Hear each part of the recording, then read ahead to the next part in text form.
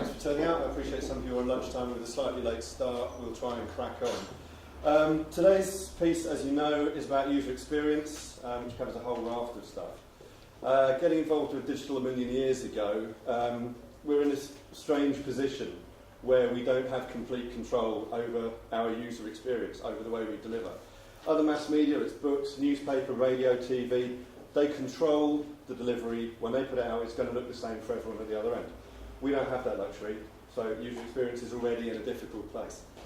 At this point, I was going to be really harsh about users themselves, but having epically failed to manage to put some money in a ticket machine in a car park, the things that users do, they don't follow instructions, which I failed to do with putting the money in. They have flaky, outdated software.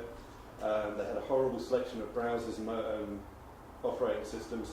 We have problems not only with how much control we have over our end, but also over the user's end. So digital is this user experience minefield compared with other media.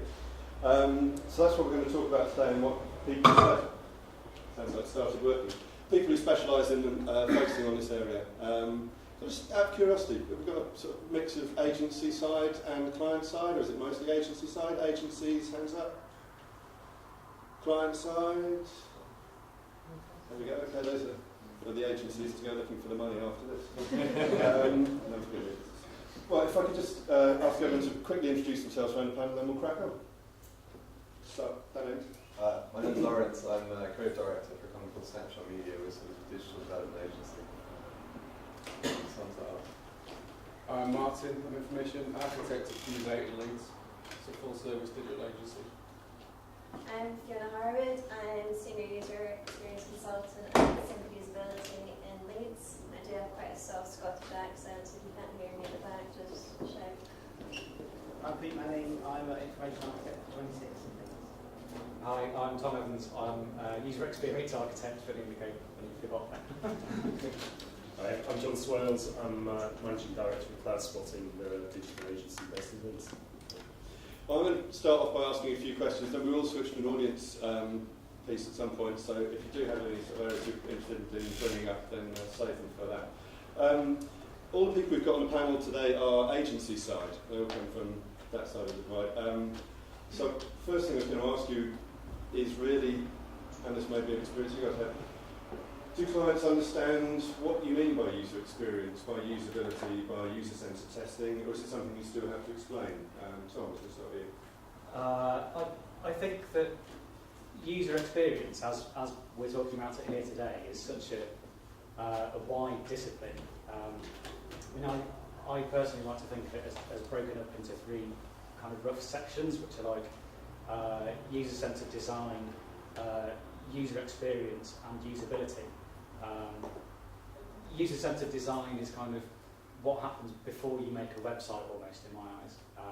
So you'll do things like getting to know the users, who they are, what they do, what they want, and building up a site or service around that.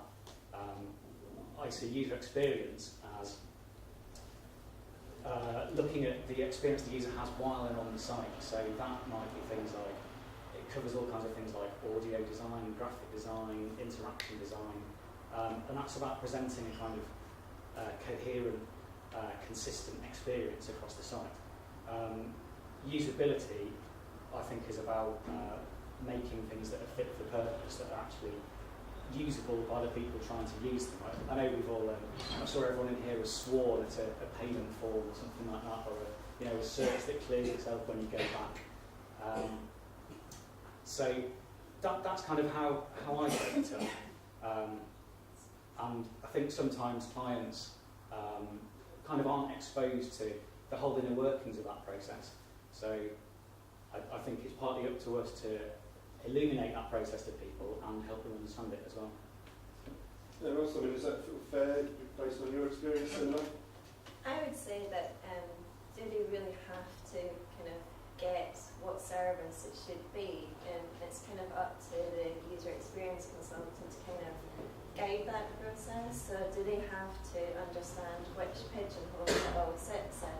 Do they just have to sort of understand what they want to achieve, and it should be up to us to guide the best method of figuring that stuff out, I guess. I think sometimes that's. I think some clients see it as a kind of like a restaurant almost. So they go and they say they want the website, and all that user experience that kind of bubbles away under the surface, and it's just something that we kind of naturally do in a way. What was I going to say? I think I'd agree with you there. I mean, people do tend to focus on the benefits, I suppose, of something you're offering. They want a website, and you do have to sometimes educate them about how they're going to get to that point. And you do sometimes get clients who will sort of sit there going, well, why should we do testing after we've designed it? Why should we try and improve this? Why should we get it right the first time? You can get 80% of the way there, but you'd have to, you're going to end up making wrong assumptions about your users if you try and get 100% there straight away. I think the point on that is that I think clients understand it with the name, but whether they want to pay for it is a totally different thing. Because we've got like 10 slides in our pitch document that's all about IA and user experience and doing research and this, that and the other. I mean, you actually show that to clients, they love it, and afterwards at pitches they quite often will say, really like that, but that's really, really good. And then by the time you talk money to them and you suddenly get a brief to actually do a site map, you've got 45 minutes to look at competitors, 15 minutes to scan through some documents about what pages are working, what they're not, and then you've got to go off and just start doing websites at night, like you say.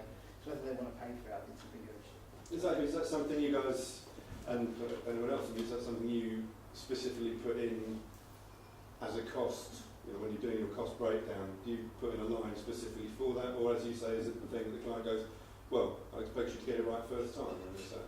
Well, we put it in as a cost, but that gets trimmed. It's one of the first costs. Because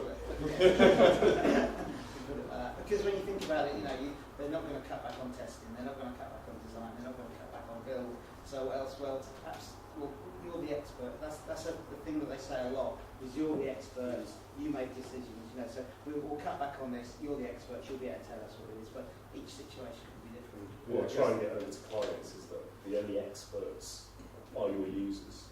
We can try to define what should be inside from what your users tell us, but intuition only goes a certain amount of the way, and if we do this research up front, you're very much likely to get a better result, and that's what you're paying for.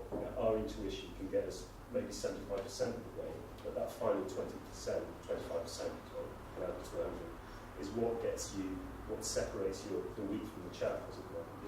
I think we would all like to think that we're good at what we do, and that we can make good websites and good services and games and all that kind of stuff without going through that whole kind of user experience process. And most of the time we'll do that and we'll make a great thing.